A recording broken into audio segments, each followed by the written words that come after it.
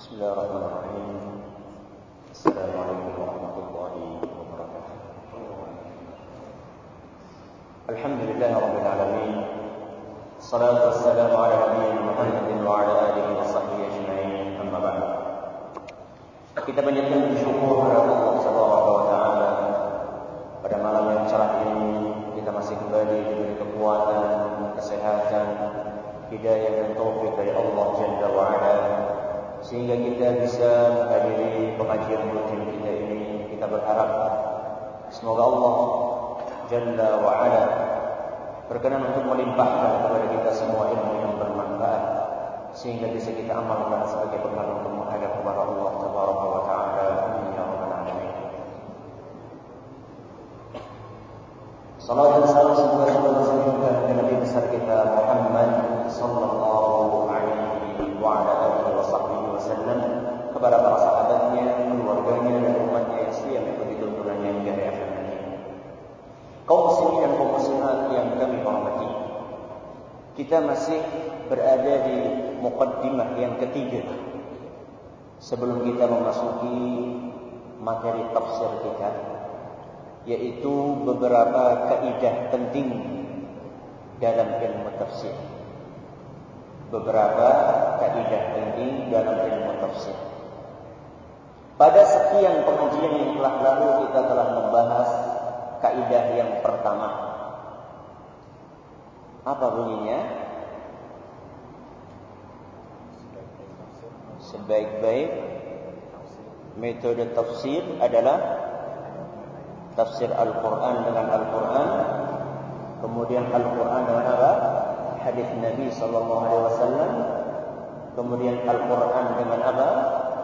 Perkataan para sahabat Nabi sallallahu alaihi wasallam, lalu penafsiran Al-Quran dengan apa? Perkataan tabi'in. Pada malam hari ini kita akan memasuki kaidah yang kedua. Di antara kaidah penting dalam ilmu tafsir adalah kaidah yang berbunyi tafsir dengan akal diperbolehkan jika memenuhi syarat-syaratnya. Tafsir dengan akal diperbolehkan jika memenuhi syarat-syaratnya. Tafsir dengan akal ini biasa diistilahkan oleh para ulama dengan tafsir bir-ra'yi.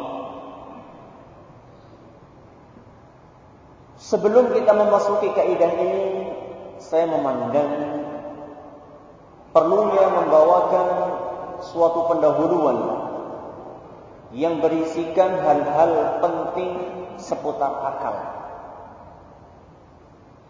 Yang pertama adalah kedudukan akal dalam agama Islam. Akal merupakan salah satu karunia Allah Subhanahu wa taala yang terbesar bagi para manusia. Banyak karunia yang Allah berikan kepada para manusia. Di antara karunia yang terbesar dan teristimewa adalah karunia apa? Akal. Mengapa? Karena dengan akal seorang insan bisa membedakan antara hal yang bermanfaat dengan yang tidak bermanfaat. Dia bisa membedakan antara yang hak dengan yang batil. Dan dia bisa membedakan antara kebaikan dan keburukan. Dan dengan akal pula manusia dibedakan dengan makhluk lain, yaitu apa? Apa? Hewan. Salah satu yang membedakan antara manusia dengan hewan apa? Kalau manusia berakal, hewan tidak apa? Tidak berakal. Tapi hewan memiliki apa? Naluri atau insting. Akal memiliki kedudukan yang istimewa di dalam agama Islam.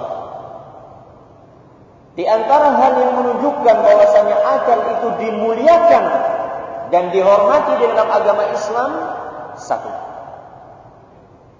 Islam telah menjadikan akal sebagai salah satu dari 5 hal pokok yang diperintahkan untuk dijaga. Hal pertama yang menunjukkan bahwasanya akal itu dihormati dan dimuliakan di dalam agama Islam, akal merupakan salah satu di antara 5 hal pokok yang diperintahkan oleh syariat untuk dijaga. 5 hal itu diistilahkan oleh para ulama kita dengan ad-daruratul khams. Apa kira-kira 5 hal itu? Siapa yang tahu? 1, akal, bagus. 2,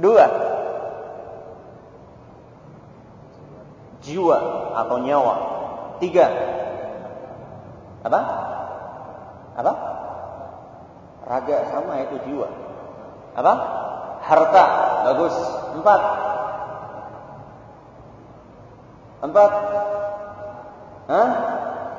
apa? Anak atau keturunan, bagus. 5, satu lagi apa? Yang paling penting malah ketinggalan. Apa? Agama. Itu yang paling penting malah ketinggalan. Jadi 5 hal pokok yang harus dijaga di dalam agama kita adalah 1, agama, 2, jiwa atau nyawa, 3, akal, 4, keturunan, 5, apa? Harta. Mengapa Islam memerintahkan kepada umatnya untuk menjaga 5 hal ini? Karena kemaslahatan dunia dan akhirat, atau kemaslahatan dunia dan agama tergantung di dalam penjagaan seorang manusia terhadap 5 hal pokok ini. Dan di antara bentuk penjagaan Islam terhadap akal, Islam melarang orang untuk minum minuman yang apa? Yang memabukkan. Kenapa? Bisa merusak apa? Akal. Jadi akal memiliki kedudukan yang sangat istimewa di dalam agama Islam. Kenapa? Pertama, karena akal merupakan salah satu di antara 5 hal pokok yang diperintahkan di dalam agama untuk dijaga. Kedua, di antara hal yang menunjukkan bahwasanya akal ini memiliki kedudukan istimewa di dalam agama Islam, akal dijadikan oleh Islam sebagai barometer kewajiban mengamalkan syariat. Akal dijadikan di dalam Islam sebagai barometer kewajiban melakukan syariat. Diistilahkan oleh para ulama dengan manatut taklif. Akan jelas seandainya saya sampaikan keterangan berikut. Seorang itu wajib untuk sholat kalau punya apa? Ini barometernya.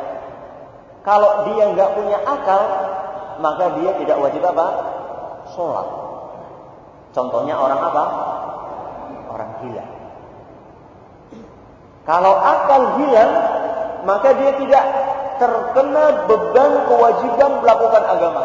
Tapi kalau akal ada, maka dia harus apa? Wajib melakukan beban agama. Dan ini menunjukkan bahwasanya akal itu memiliki kedudukan yang sangat istimewa di dalam Islam. Dijadikan sebagai barometer. Orang punya akal, dia akan berkewajiban untuk melakukan syariat Islam. Kalau dia tidak punya akal, maka dia tidak berkewajiban. Maka Rasulullah SAW dalam satu hadis yang diriwayatkan oleh Imam Ahmad dan dinilai sahih oleh Al-Hakim, Al-Dhahabi dan Al-Albani, Rasulullah SAW bersabda, "Rufi'al qalamu an thalathah." Ada 3 golongan yang kesalahannya tidak dihisab. Ada 3 golongan, kalau orang bersalah melakukan dosa, dia tidak diapa? Tidak dihisab, apalagi dihukum. Anin naimi hatta yastayqidh. Orang yang tidur sampai dia apa? Bangun. Kalau orang tidur itu dia mukul orang lain, dihukum enggak? Enggak hukum. Kenapa? Karena akalnya sedang tidak berada di kepalanya, alias akalnya sedang istirahat sebentar. Wa 'anis shaghiri hatta yakbur. Dari anak kecil sampai dia dewasa. Kalau sudah dewasa, anak kecil akan dihukum. Tapi kalau masih anak kecil, kenapa? Otaknya belum apa? Bukan nggak ada, belum apa? Belum sempurna. Kemudian yang ketiga kata Nabi sallallahu alaihi wasallam, wa 'anil majnuni hatta yaqil. Dari orang gila sampai dia berakal kembali. Kalau anak kecil itu akalnya belum sempurna, kalau orang gila akalnya apa? Enggak ada. Ini hal yang kedua yang menunjukkan keistimewaan akal di dalam Islam. Hal yang ketiga yang menunjukkan bahwasanya akal memiliki kedudukan yang istimewa dan terhormat dalam agama Islam. Islam telah menetapkan denda penuh atas tindak kriminal yang mengakibatkan hilangnya akal seseorang. Saya ulangi, hal yang ketiga, Islam telah menetapkan denda penuh atas tindak kriminal yang mengakibatkan hilangnya akal seseorang. Jadi kalau misalnya ada orang melakukan tindak kriminal, entah pakai pukulan, entah pakai listrik, entah pakai apa, dan korbannya itu dan tindakan itu berakibat atau mengakibatkan korbannya itu hilang akalnya, maka saat itu Islam menentukan si pelaku dikenakan denda penuh. Denda penuh itu seberapa? Diistilahkan oleh para ulama dengan diyah kamilah. Denda penuh itu adalah 100 ekor unta. Lah, sepitik lah. Bentar dulu. 1 ekor unta kalau harganya 4.000 real, berarti 100 berapa? 400.000 real. Berapa rupiah itu? Kalau 1 real 2.500 rupiah, berarti dikenakan denda 1 miliar. Oh, gede banget ya sebelum. Jadi Islam itu saking menghargainya akal, sampai-sampai kalau ada orang yang menghilangkan akal orang lain, maka dia harus membayar berapa? 1 miliar. Indah nggak Islam? Nggak cuma di penjara om, suruh bayar apa? Suruh bayar 1 miliar rupiah. Dan hal ini kata Imam Ibnu Qudamah tidak ada perbedaan pendapat dalam masalah ini. Para ulama sepakat bahwasanya orang yang menghilangkan akal orang lain, dia akan dikenakan denda penuh. Karena nanti kalau misalnya kita bicara masalah denda itu ada 1/10 dari denda. Misalnya jari-jari ini ya, jari-jari ini. Kalau misalnya ada orang motong jarinya orang lain, 1 jari, jarinya ada berapa? 10. Kalau motong 1 jari, kena seberapa? 1/10. Berarti berapa tuh? 100 juta. Nah, menghilangkan jarinya orang itu berapa bayarnya? 100 juta. Apa ada agama yang menghargai anggota tubuh manusia seperti agama Islam? Ini 1 jari, kalau menghilangkan otak atau akal seseorang, maka kena berapa? 1 miliar rupiah. Yang keempat, di antara hal yang menunjukkan bahwasanya Islam itu menghargai akal, pujian agama Islam atas orang-orang yang berakal. Pujian agama Islam atas orang-orang yang berakal. Dan juga Islam memotivasi kita semua untuk bertafakkur, berpikir, melakukan pengamatan dan renungan, serta mengambil iktibar dan pelajaran dari segala sesuatu. Dan itu semuanya kerjaannya apa? Kerjaannya akal. Bertafakkur, tadabbur, merenung, mengamati, mengambil pelajaran. Itu semua adalah pekerjaan akal.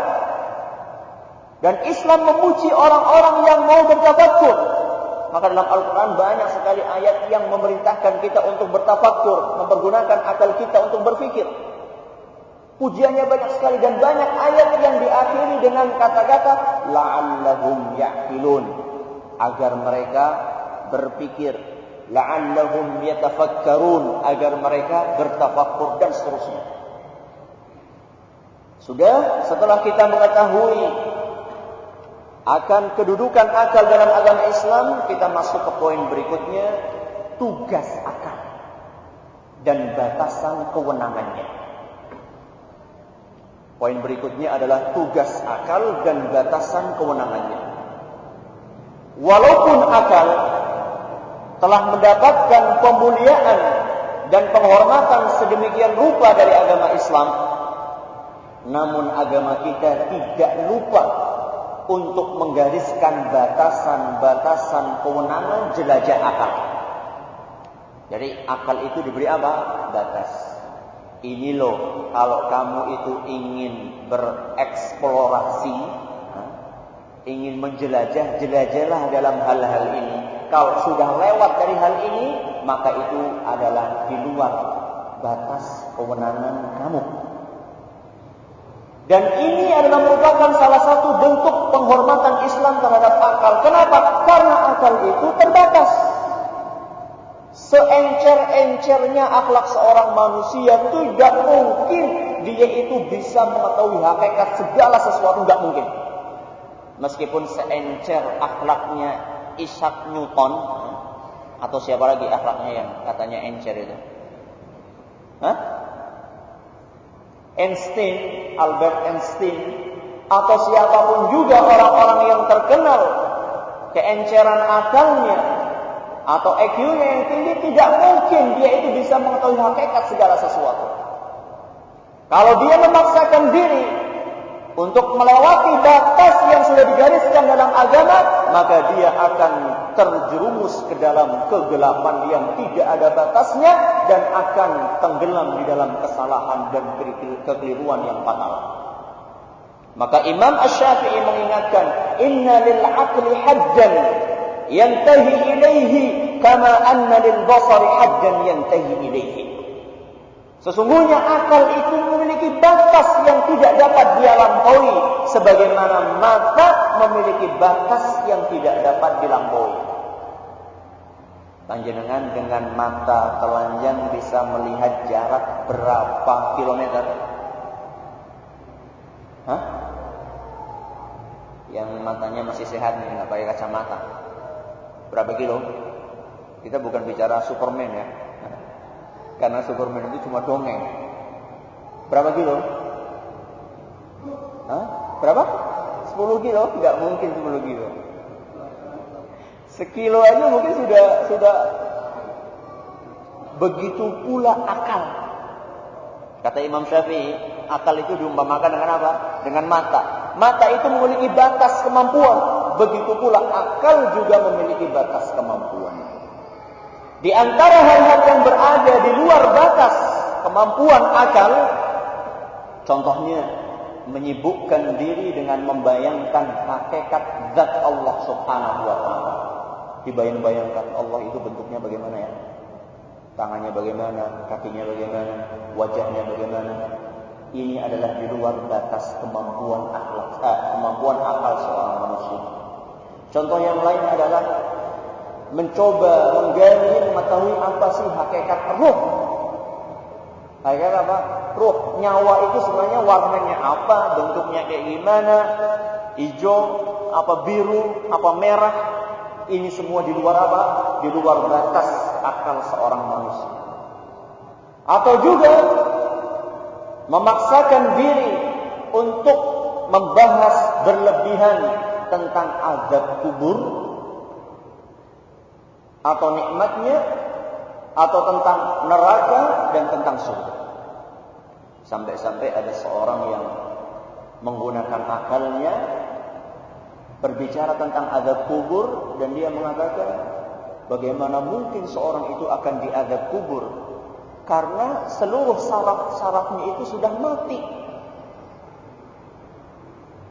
Bukan hanya mati, bahkan tulang belulangnya sudah apa? Hancur. Apakah mungkin akan diangkat? Sedangkan orang yang dibius saja masih hidup ya, dibius, badannya masih apa? Masih utuh, dibius. Kalau dipukuli kerasa nggak? Nggak keras. Jadi nggak mungkin ada azab apa? Dia ini menggunakan akalnya untuk menolak atau menyanggah hadis Nabi SAW tentang azab kubur. Dan inilah yang dikerjakan oleh Agus Mustafa di dalam kitabnya atau bukunya Tidak Ada Azab Kubur. Maka manusia, akal manusia itu memiliki batasan. Jangan sampai lewat dari batasan tersebut. Dan Allah Subhanahu wa taala memerintahkan akal untuk menerima dan melaksanakan perintah syariat. Walaupun barangkali akal tersebut belum mengetahui apa hikmah di balik perintah tersebut. Dan perlu kita ketahui, maksiat yang pertama kali terjadi adalah gara-gara tidak mengamalkan aturan tersebut. Maksiat apa yang terjadi pertama kali? Maksiat yang pertama kali terjadi. Maksiat yang dilakukan oleh siapa? Oleh? Sebelum Nabi Adam. Oleh siapa? Iblis. Oleh siapa? Iblis. Kapan? Ketika disuruh untuk sujud kepada siapa? Kepada Adam. Saat itu bagaimana sikap iblis ketika mendapatkan perintah dari Allah untuk sujud kepada Adam? Membangkang. Dengan alasan apa? Dengan alasan dia terciptakan dari api, sedangkan Adam terciptakan dari apa? Tanah. Dan menurut akalnya iblis, api itu lebih mulia dibandingkan apa? Jadi maksiat yang pertama kali terjadi adalah karena menolak dalil dengan apa? Akal. Allah Subhanahu wa taala berfirman di dalam Al-Qur'an surat Al-A'raf ayat 12, "Qala ma mana'aka alla tasjuda id amartuk." Allah Subhanahu wa taala berfirman kepada iblis, "Apa yang menghalangimu sehingga kamu tidak mau bersujud kepada Adam ketika aku menyuruhmu?" Apa jawaban iblis? Qala ana khairum minhu. Aku lebih baik daripada dia. Khalaqtani min narin wa khalaqtahu min tin. Engkau ciptakan aku dari api dan engkau ciptakan dia dari apa? Tanah. Main apa? Main akal. Dan Syekhul Islam menggambarkan bagaimana akal atau mengumpamakan akal dengan mata, seperti Imam Syafi'i tadi. Kata dia, kata Syekhul Islam,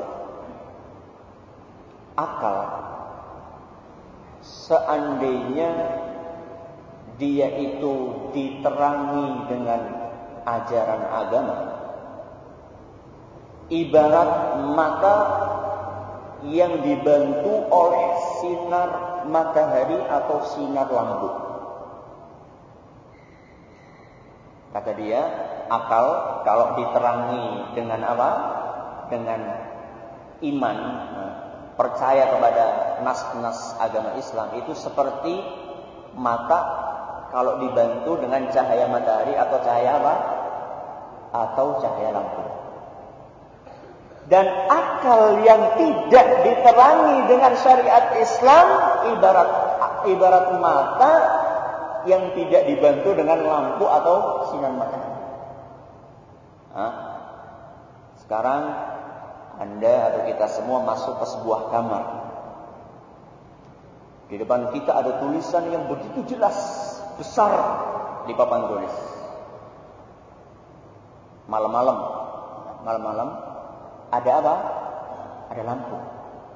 Kita bisa membaca Misalnya kita pengen membaca katakanlah setengah dari tulisan yang ada di papan tulis. Tahu-tahu apa? Pek, lampu apa? Mati. Bisa ngelihat? Bisa ngelihat? Dipaksa-paksakan. Kita kerahkan seluruh kekuatan mata kita. Kita kan kadang-kadang ada mata ini bisa ditingkatkan apa? Volumenya. Bisa ditingkatkan volumenya. Kalau mau ngelihat sesuatu apa yang kelihatannya gimana gitu, maka dibesarkan. Itu pun kalau misalnya kita berada di ruangan yang gelap sudah kita besarkan, nggak mungkin. Kenapa? Karena kita tidak mendapatkan bantuan dari apa? Dari lampu.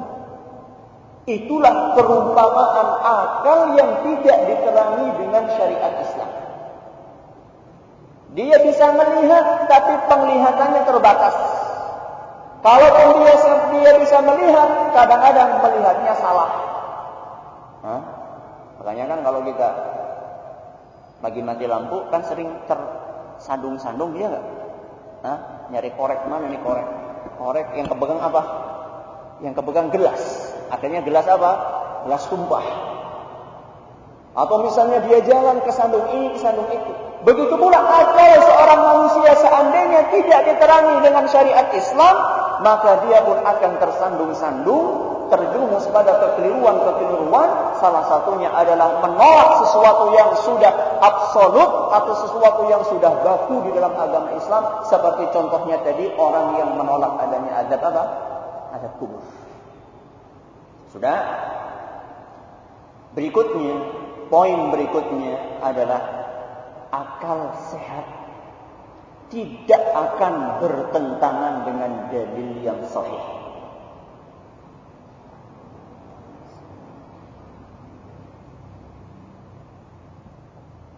Akal sehat tidak akan bertentangan dengan dalil yang sahih. Di antara ciri khas agama Islam dan salah satu keindahannya, agama kita ini adalah merupakan agama fitrah yang sejalan dengan akal sehat dan sesuai dengan tabiat manusia. Tapi tabiat manusia yang bersih dari penyakit syahwat dan virus apa? Syubhat. Jadi Islam itu akan sejalan dengan tabiat manusia asal tabiat manusianya bersih dari penyakit syahwat dan virus apa? Virus syubhat. Tidak mungkin akan ada kontradiksi antara akal yang sehat dengan dalil yang sahih. Kenapa? Karena yang menciptakan akal adalah siapa? Allah Subhanahu wa ta'ala. Dan yang menurunkan agama Islam siapa? Allah Subhanahu wa ta'ala. Yang menurunkan satu, maka enggak mungkin saling apa? Saling bertentangan atau kontradiksi. Makanya Abul Qasim At-Taimi, salah seorang ulama di abad ke-6 Hijriah, beliau pernah berkata, "Wala nu'aridu sunnatan Nabi sallallahu alaihi wasallam bil ma'qul." Dan kita tidak boleh menyanggah sunnah Nabi sallallahu alaihi wasallam dengan akal. Kenapa? Lianna ad-din innama huwa al-inqiyad wa at-taslim duna ar-radd 'ala ma yujibuhu al-'aql. Karena hakikat agama adalah berserah diri terhadap perintah agama, bukan mengikuti apa yang didikte oleh akal.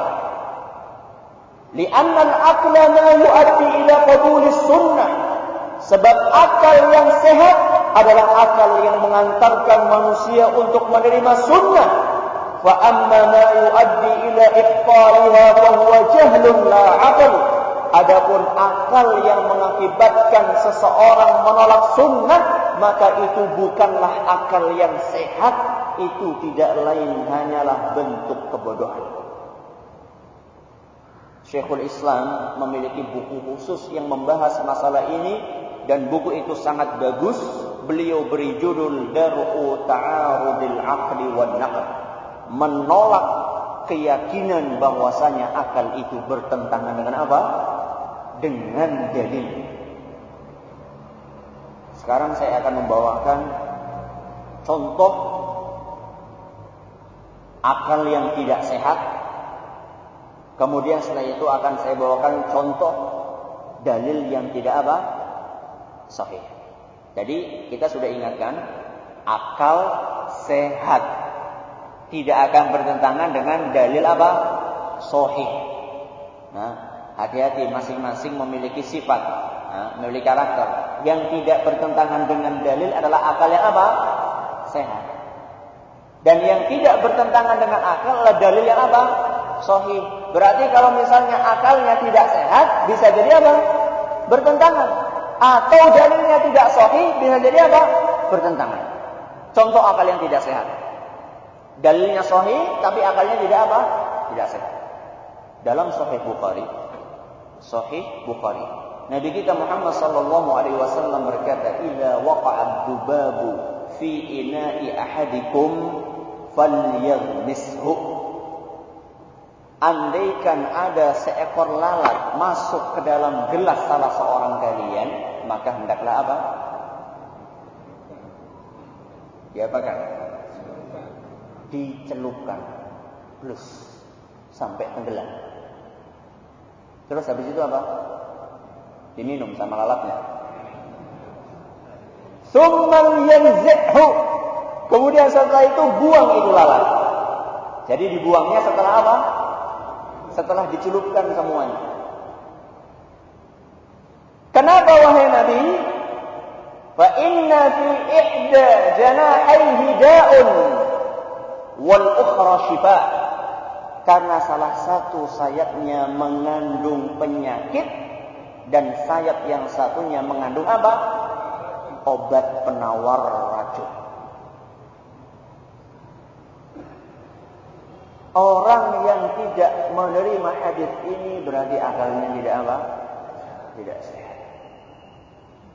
Mengapa? Karena dalilnya apa? Sahih. Makanya ada sebagian orang yang lebih percaya terhadap perkataan dokter. Dokternya pun bukan dokter muslim, dokternya dokter kafir, daripada percaya hadis tersebut. Alasannya nggak mau mengamalkan ini apa? Katanya dokter anu di barat itu nggak mungkin lalat yang sedemikian kotor nemploknya itu di tempat-tempat yang kotor, nggak mungkin ada apa? Ada penawarnya, ada obatnya, nggak mungkin, nggak masuk akal. Nggak masuk akal yang apa? Yang tidak sehat. Tapi kalau akal yang sehat akan masuk. Kenapa? Karena yang menciptakan lalat adalah siapa? Allah subhanahu wa ta'ala. Dan sabda Nabi ini sumbernya dari siapa? Dari Allah subhanahu wa ta'ala yang menciptakan lalat. Allah lebih tahu tentang ciptaannya.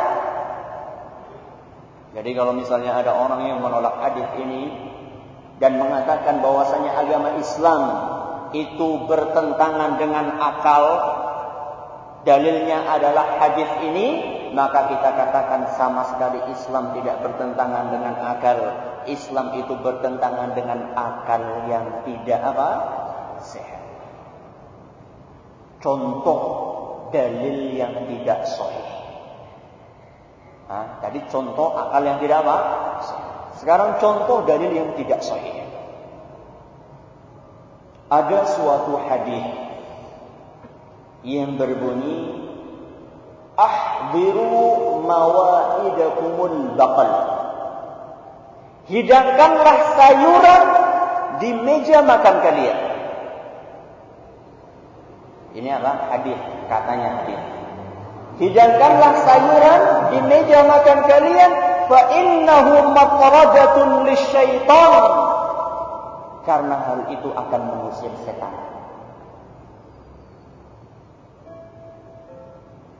Ya, Islam mengajarkan seperti itu. Jadi kalau mau mengusir setan, sediakan apa? Jangan kangkung. Atau sediakan jangan apa? Jangan terong. Supaya setannya pada apa? Pada lari. Wah, Islam ini nggak sesuai dengan akal ini. Nggak rasio Islam, nggak sesuai dengan logika Islam ini. Masa ada hadis yang mengatakan kalau mau mengusir setan apa? Siapkan sayuran. Di rumah siapa yang nggak ada sayurannya? Hah? Meskipun sayuran itu macam-macam, setiap rumah mesti ada apa? Sayurannya. Saya punya sayur kangkung, panjangan punya sayur terong, yang lainnya punya sayur bening. Akhirnya nggak ada setan yang masuk ke rumah seseorang. Sampai ahlul maksiyah, mereka juga punya sayur di rumahnya. Wah, Islam ini nggak masuk akal. Kita katakan, hati-hati mas ngomong. Teliti dulu, hadisnya ini sahih apa enggak? Kita katakan hadis ini diriwayatkan oleh Imam Ibnul Jauzi di dalam kitab Al-Mawdu'at, buku yang dikarang untuk mengumpulkan hadis-hadis palsu. Oh, jebule itu hadis loh. Mungkin hadis yang dibikin sama tukang sayur mungkin ya. Supaya sayurnya apa? Supaya sayurnya laku. Hadis yang lain. Man ittakhadha dikan abyad, barang siapa yang memelihara ayam jago putih, apa pahalanya atau apa keuntungannya? Lam yaqrabhu syaitanun wala sihrun, maka setan dan sihir tidak mungkin bisa mendekati orang tersebut. Mudah kan mengusir setan atau melindungi dari sihir? Mudah. Beli apa? Beli ayam jago warna apa? Warna putih. Wah, Islam ini nggak masuk akal betul. Masa mengusir setan atau sihir pakai ayam jago? Kita katakan Islam bukan agama yang bertentangan dengan akal.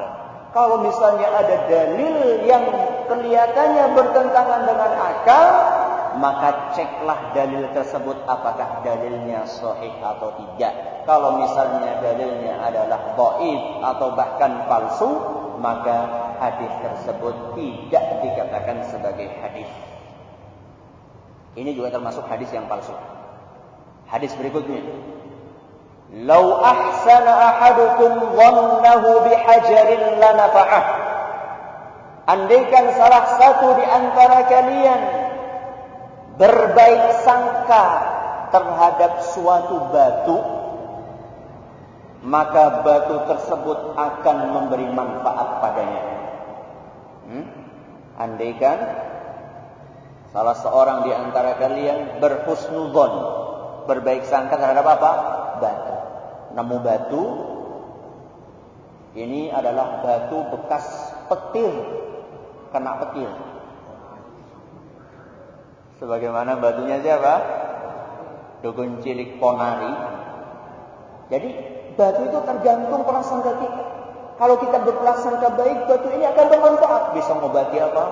Sakit, bisa bikin orang kaya dan lain sebagainya.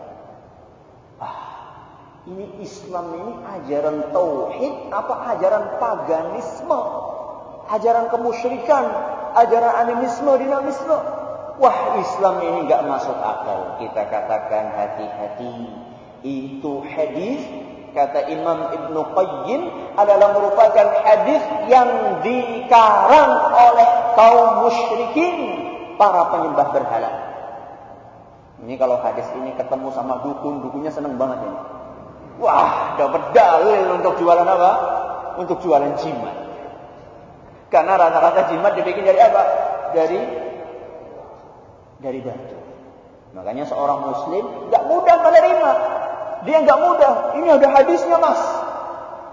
Jualan jimat itu ada hadisnya. Ini hadisnya. Orang Islam yang cerdas enggak bakal menerima sedemikian rupa. Dia akan teliti hadisnya sahih atau palsu dan lain sebagainya. Jadi intinya adalah akal yang sehat tidak akan bertentangan dengan dalil yang apa? Sahih. Kalau misalnya ada suatu pertentangan, maka ceklah akalnya sehat atau tidak. Kemudian kalau akalnya sehat, ceklah dalilnya sahih atau tidak. Sampai di sini pengajian kita pada kali ini. Sebelum kita tutup, ada pertanyaan?